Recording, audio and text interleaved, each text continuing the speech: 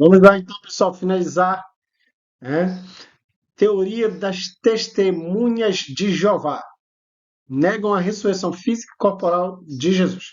Outro versículo-chave utilizado pelas testemunhas de Jeová é 1 Pedro capítulo 3, versículo 18. Vamos ver na Bíblia Sagrada? 1 Pedro capítulo 3, versículo 18, tá? Olha, diz assim: pois também Cristo morreu uma única vez pelos pecados, o justo pelos injustos, para conduzir-vos a Deus. Morto, sim, na carne, mas vivificado no espírito. E agora, hein? E agora, hein, pessoal? Ó, a afirmação deles é vivificado no espírito. Corpo anterior que foi crucificado foi escondido por Deus Jeová, como Deus Jeová havia escondido o corpo de Moisés. E essa ressurreição é o que? Uma criatura espiritual, porque foi vivificado no espírito.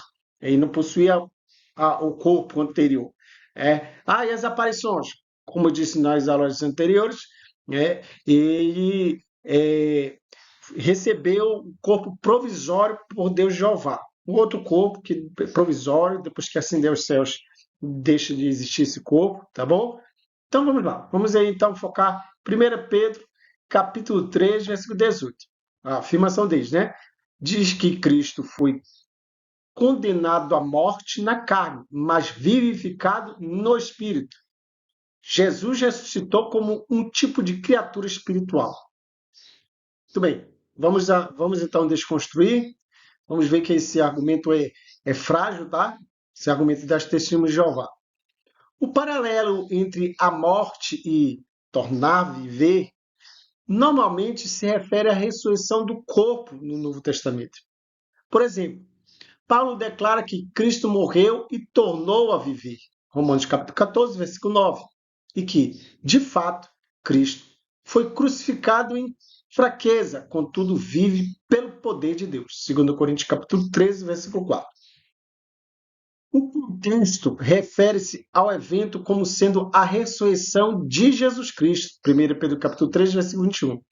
É entendido em todo o Novo Testamento como sendo uma ressurreição corporal, conforme Atos capítulo 4, versículo 33 e os demais versículos aqui, tá? Vamos então. Continuação, tá? Estamos aqui focando em 1 Pedro capítulo 3, versículo 18. A passagem pode ser traduzida assim: ele foi morto no corpo, mas vivificado pelo Espírito. Vamos lá. Mesmo que Espírito se refira ao Espírito humano de Jesus, não ao Espírito Santo, o significado do versículo não pode ser o de que Jesus não tinha um corpo ressuscitado. Caso contrário, a referência a seu corpo, carne, antes da ressurreição, significaria que ele não tinha um espírito humano.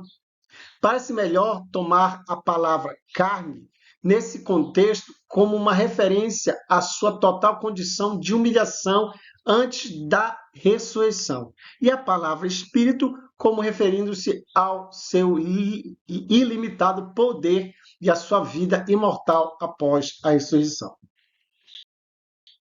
E aqui, para finalizar, pessoal, versículos que provam que Jesus ressuscitou no corpo físico. João capítulo 2, versículos 19 ao 21. Jesus respondeu e disse: derribai este templo. Olha para o nome demonstrativo. Derribai este templo. E em 3 dias, olha o discurso público de Jesus. E em 3 dias o levantarei. Aqui, este templo, e em 3 dias o levantarei. Jesus não está comunicando ao público que o corpo dele seria escondido, tá? Pode ser alguma. Jesus não está comunicando que após a morte, na ressurreição, seria uma criatura espiritual.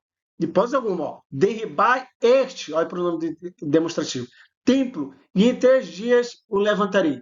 Disseram, pois, os judeus: em 46 anos foi edificado este templo, e tu o levantarás em 3 dias? Mas ele, olha aí, pessoal, mas ele falava do templo do seu corpo. Ok? Vamos lá, outro versículo aqui, ó. Toque-me e vede, pois o espírito não tem carne nem osso, como vedes que eu tenho. Lucas capítulo 24, versículo 39. Porque há um só mediador entre Deus e os homens, Cristo Jesus, homem. 1 Timóteo capítulo 2, versículo 5. Agora veja aí. Jesus diz ser um homem.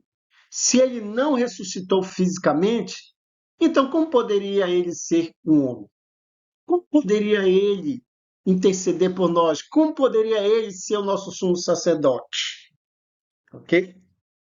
É isso aí, tá, pessoal? Esse é o versículo também muito forte aqui, ó.